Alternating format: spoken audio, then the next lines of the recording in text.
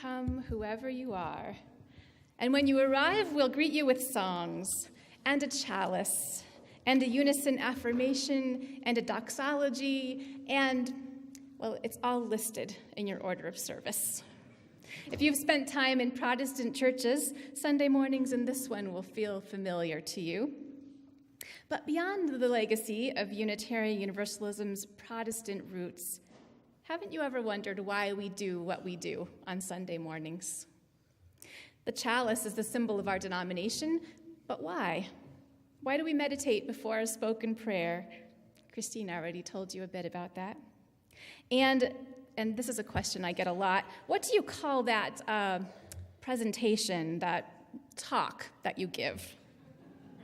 And how do you know what to talk about if some people believe in God and some don't? And speaking of that whole God thing, why do you call this worship? Who or what exactly are we worshiping? I'm glad you asked.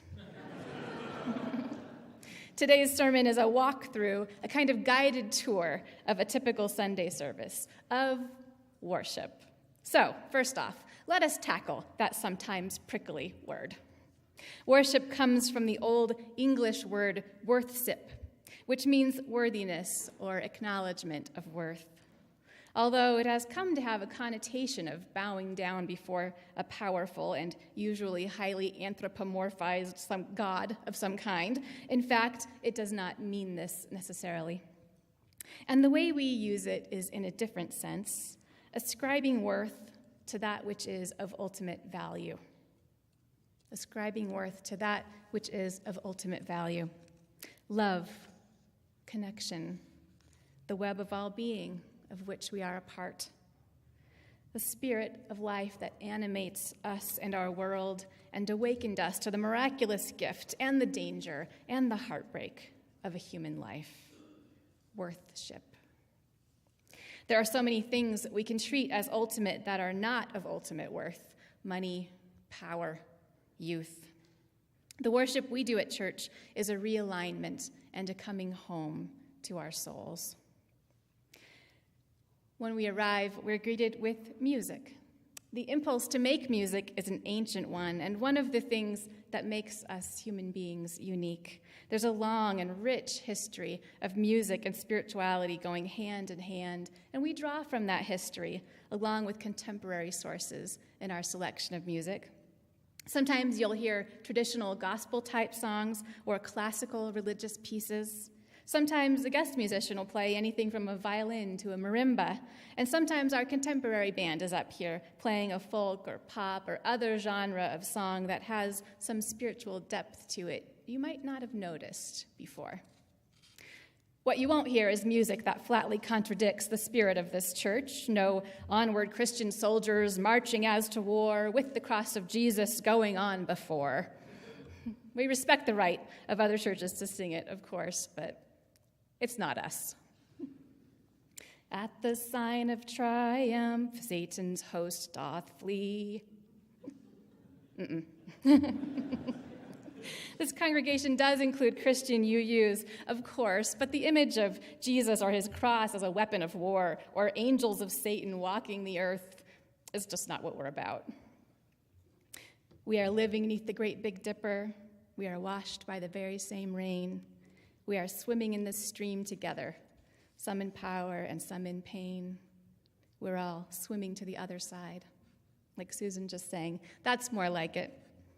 But while words bring our minds into worship, music does more than that. It's a whole human experience, touching our bodies as it washes over us, exciting or soothing us, stirring our hearts with its harmonies and melodies. Music is an act of worship. It brings us together, and it creates sacred space. And then we light the chalice. Now, the chalice has a very interesting history. At the time of the Second World War, the Unitarian Service Committee was helping Jews and others escape the Nazis in Europe. They were a new organization founded just for that purpose. As the UUA website recounts, being an unknown organization then carried special risks. In the cloak and dagger world, we're establishing trust quickly across barriers of language, nationality, and faith could mean life instead of death. Disguises, signs and countersigns, and midnight runs across guarded borders were the means of freedom in those days. The director of the service committee, Charles Joy, realized they needed a logo to help make their documents look official and also to make their presence recognizable across language barriers. So he asked an artist by the name of Hans Deutsch to draw one, and with a pen and ink, Deutsch drew a chalice with a flame, the kind of chalice which Greeks and Romans put on their altars, the holy oil burning in it as a symbol of helpfulness and sacrifice. That design was made into a seal for official papers, as well as a badge for Unitarian Service Committee agents moving people to freedom. Eventually, it became a symbol of Unitarian Universalism all around the world. Dan Hotchkiss writes, "The story reminds us that the symbol of a flaming chalice stood in the beginning for a life of service. When Hans Deutsch designed it, he had never seen a Unitarian or Universalist church or heard one of their sermons. What he had seen was faith in action, people who were willing to risk all for others in a time of urgent need." The chalice marks the beginning of worship. We love that it's the kind of symbol that can be interpreted in lots of different ways, as the light of truth or the spark of life or the warmth of community. And all the while, its history reminds us to remember and care for the people and world beyond our walls. After the chalice, we sing together and then read an affirmation in unison. Sometimes people are surprised to hear our affirmation because it looks suspiciously like a creed. And we are a non-creedal church, of course. We are a covenantal church. What holds us together is not creeds, but a covenant, a sacred agreement about how we will be together. Our church's mission covenant is printed each week on the inside of the back cover of your order of service, and it's read aloud as part of our new member signing ceremonies. The affirmation is something different, and it is different each week. There are about a dozen of them that we cycle through, and they are poetic statements of some of the things that many of us hold as precious. We don't expect everyone to agree with every word. It's poetry, not a test of faith. And it's another way that we can experience the strength of our togetherness and be active and not just passive participants, especially for those who don't sense that feeling when we sing because they either don't like to sing or don't know the songs. After the affirmation comes the doxology. Doxa comes from the Greek word for praise or glory, and the logi is from logia, words or speaking. A doxology is a praise song.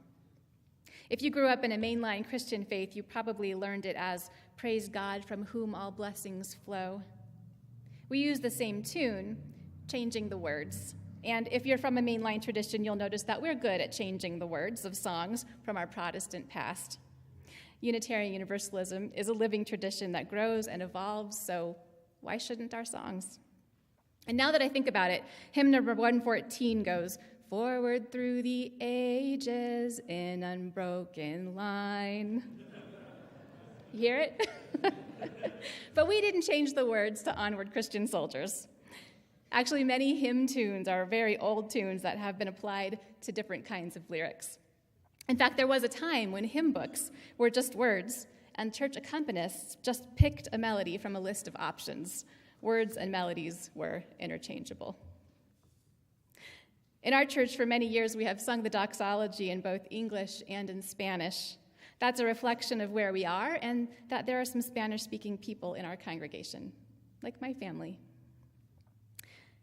Now, if you've been here several times, you will have noticed that we tend to do this opening sequence the same way almost every week. Having some elements of worship remain constant each week creates a rhythm that we can almost rest in. We know what to expect and what to do. Our minds and even our bodies respond, like when one of us ministers steps up to the pulpit to begin the meditation and prayer sequence, and before we've said one word, we can already see the tension beginning to melt away in the congregation, and you are letting your weight rest in the chair. When we shake things up too much and no one knows what to expect, we all stay a little bit on the edge of our seats, our minds trying to figure it out. So good worship has a combination of ritual and newness, comfort and challenge. We strive for that. Okay, a word about announcements. I think that some people probably feel announcements are some kind of a necessary evil. Yeah. Some churches that I've attended have even put them either before or after the service so that people can just opt out. But our greetings and announcements are a moment of hospitality and democracy. We've thought a lot about this, and we have our reasons for including them the way that we do. Our greetings welcome everyone and help newcomers feel comfortable. Announcements attempt to make sure that everyone has the information they need to participate actively and even to be part of the decision-making of the congregation, like this morning's announcement about today's annual meeting. These things are really important to us. Most worship services also include a reading. Sometimes it's soulful, sometimes it's challenging, sometimes it's from a sacred text. Recently, we've had readings from the Bible, from a Buddhist oral tradition, and from the works of theologians and poets. Some readings almost stand alone, like a miniature sermon. Usually they're connected to the sermon, and the minister is going to develop a concept in the reading or build on it in some way. And after the reading comes, anybody? The offering. Are you still with me? We're almost to the sermon. You know you're in church when there's a sermon about sermons. That is churchy. There are some faith traditions in which no money is handled during worship. The thinking is that money is part of the everyday world, not the sacred world. But we find the sacred in the everyday here. And we see that giving is a spiritual act, and generosity, that uniquely human kind of altruism, is a deep spiritual value. So we pass the basket every week, and we as a congregation practice what we preach by giving a portion of the offering away to designated charities. Last year, that added up to over $8,000. And then the sermon. Yes, the sermon. That is what we call the presentation or message or lesson or however else you might refer to a talk on a religious or moral subject, which is the definition of the word sermon. If you trace back its etymology, the root of sermon means simply to string together words, one after another. Perhaps one too many preachers have done just that, and with no joy for their work. And that's why the second definition of sermon is a long or tedious piece of admonition or reproof. We aren't so big on admonition and reproof, which are just fancy words for blaming and scolding around here. After all, we know that you don't have to come to church. There's no social stigma in our time and place for people who don't belong to a church. You choose to come. Probably, if you were looking for a scolding, there's someone else in your life who would be happy to oblige. Since you are here, it seems to me you must be looking for something else. Spiritual insight, thought-provoking ideas, comfort, inspiration, tools and frameworks for understanding and coping with the painful parts of life or the harsh realities of our world. Encouragement to be your best version of you, to become who you are meant to be. Those are some of our goals in sermons. We try to put contemporary concerns in conversation with ancient wisdom. Are you struggling with feeling like you're never enough? Like the woes of the world and the needs of your work or your loved ones overwhelm you and you feel somehow responsible for fixing it all?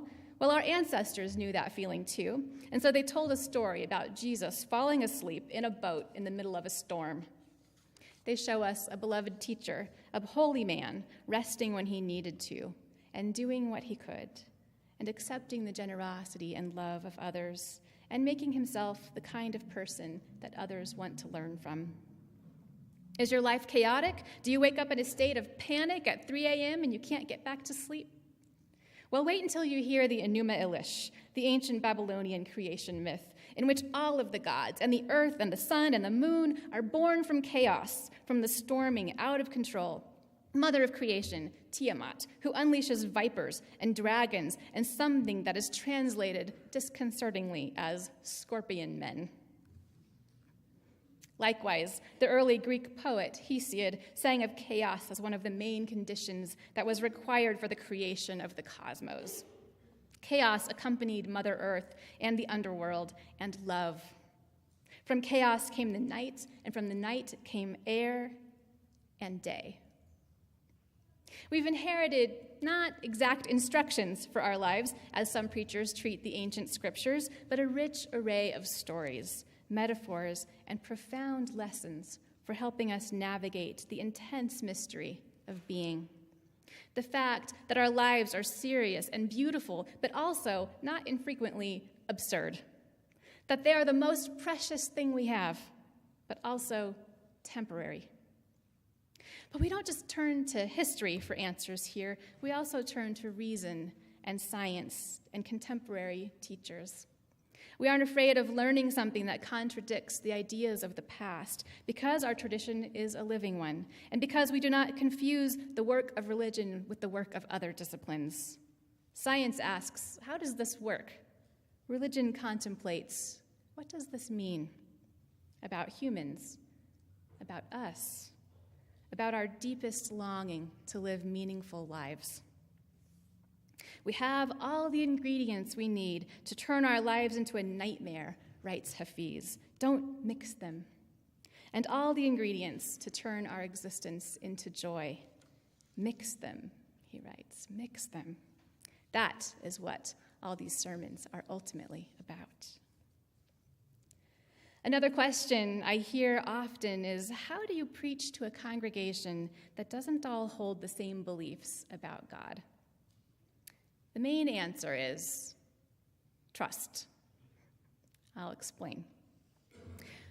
One approach to theological diversity like this would be to try to never say anything that anyone would disagree with. No ancient poetry about building a swing for God. No prayer. No references to the soul or the spirit. But a service that excludes these things is not particularly inclusive of the folks that find these concepts meaningful, even if only as metaphors. And it ends up leading to pretty limited ways of contemplating human life. The theologian Marcus Borg says that metaphors can be profoundly true, even though they are not literally true. Some things are best expressed in metaphorical language, and others can only be expressed in metaphorical language. So we use many sources and many metaphors, some scientific, some poetic, some both, some atheist, some theist, some both. And you are free to disagree with any of it. We trust you to discern how any particular idea resonates with you, or if it doesn't, then to just let it float right on by, recognizing that it may be meaningful to your neighbor, and that this kind of diversity is one of the things that makes this place so special.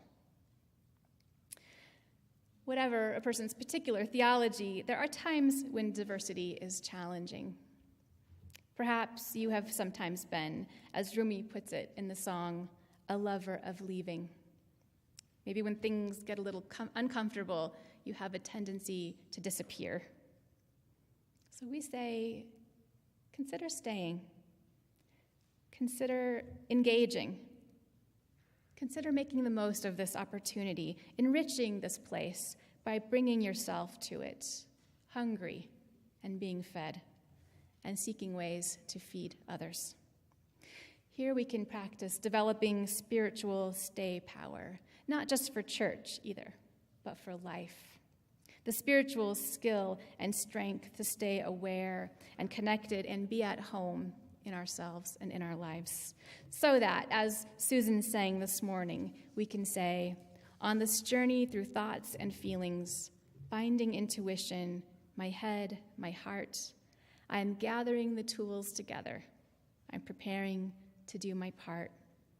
All those who have come before me, band together and be my guide, loving lessons that I will follow. We are all swimming to the other side. After the sermon comes the closing hymn, and we have arrived at that moment. Susan will introduce it.